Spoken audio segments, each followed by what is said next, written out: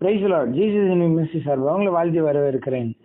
இந்த 52 மனங்கள் யுத்த ஜெபத்துல இன்றைக்கு ஆண்டவர் உங்களோட பேசுகிற வார்த்தை சங்கீதம் 46:10-11. நீங்கள் அமர்ந்திருந்து நானே தேவன் என்று அறிந்து கொள்ளுங்கள். ஜாதிகளுக்குள்ளே உயர்ந்திருப்பேன், பூமியிலே உயர்ந்திருப்பேன். சேனைகளின் கர்த்தர் நம்மோடு இருக்கிறார். யாக்கோபின் தேவன் உயர்ந்த அடைக்கலமானவர். ஆமென். பிரியமான தேவச்சனமே, இந்த நாள்ல கூட ஆண்டவர் உங்களை பார்த்து சொல்றாரு, நீங்க இத்தனை நாள் நீங்க போட்டி போட்டுட்டு நீங்க அங்க போய் ஒரு விஷயத்துல போய் தோற்று போய் வந்த சூழ்நிலை இருந்திருக்கலாம். இன்னொன்னு நீங்க முயற்சி பண்ணி சோர்ந்து போயிருந்திருக்கலாம். இந்த பிரச்சனையை என்னால முடிக்கவே முடியலையேன்னு சொல்லி நீங்க ரொம்ப சோர்ந்து போயிருந்திருக்கலாம். ஜோமனி பாக்குறேன், எனக்கு பதிலே வரமாட்டேங்குது அப்படின்னு சொல்லி நீங்க சோர்ந்து போயிருக்கலாம். கடைசியா முயற்சி பண்ணி பார்த்ததும் தோல்வியிலேயே முடிஞ்சிருச்சுன்னு சொல்லி நீங்க ரொம்ப வருத்தப்பட்டு இருக்கலாம்.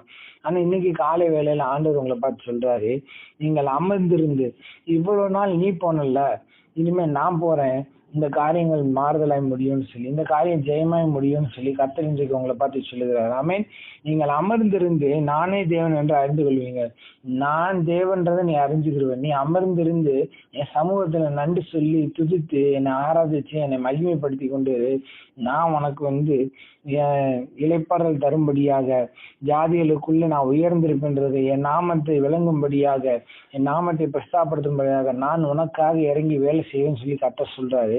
அதான் பாருங்க, சேனையின் கர்த்தர் நம்மோடு இருக்கிறார், யாக்கோபின் தேவன் நமக்கு உயர்ந்த அடைக்கலமானவர்னு சொல்லியிருக்காரு, தாவீது சொல்லியிருக்காரு. அப்ப பாருங்க, சேனைகளின் கர்த்தர் நம்மோடு இருக்கிறாருன்றத, என் கூட ஏசப்பா இருக்காருன்றத நீங்க கண்டிப்பா நீங்க உணர்ந்து கொள்ளும்படியாக தேவன் இந்த காலை வேலையில உங்களுக்கு அற்புதத்தை செய்ய போகிறார். ஆமென். இத்தனை நாள் நீங்க போராடிக்கிட்டு இருந்தீங்கல்ல, இப்ப உங்களை உட்கார வச்சுட்டு ஆண்டவர் போய் செய்ய போறாரு. ஏசேக்கு சித்தனா அந்த கிணறு தோண்டும் பொழுது ஜனங்களை அபகரிச்சு கொண்டாங்க. அப்ப அதுக்கடுத்து அவன் தோண்டும் பொழுது ரெகபோத்துல இவன் ஜெபத்துல உட்காந்துருந்தான், ஆண்டவர் அந்த இடத்துல நின்று இருந்தாரு. அப்ப ரெகபோத்தை யாரும் பறிச்சுக்கிட்டு வரல, அதுல கொஞ்சம் பங்கு கேட்டாங்களே தவிர அதை பறிச்சுக்கிட்டு போகல. அவனும் எடுத்துக்கிட்டான்.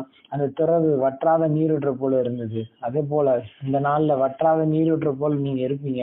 கர்த்தர் கண்டிப்பா நீங்க அமர்ந்திருந்து, இனிமேல் நீங்க போராட போறது இல்ல, கர்த்தர் உங்களுக்காண்டி யுத்தம் பண்ணுவார். நீங்க சும்மா இருக்க போறீங்க.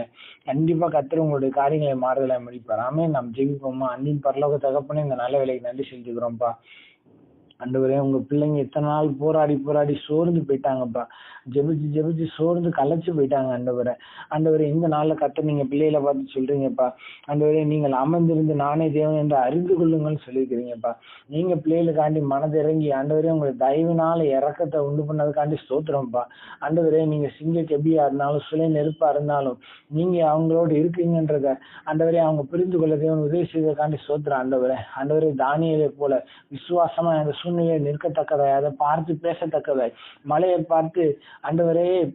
பார்த்து பேசுகிற ஒரு விசுவாசமான ஒரு வார்த்தைகள் உருவாக முடியாது செபிக்கிறோம். ஆண்டவரே, இயேசுவின் நாமத்தினால ஆண்டவரே, நாங்க இதுல பிரஷர் ஆக போறது கிடையாது.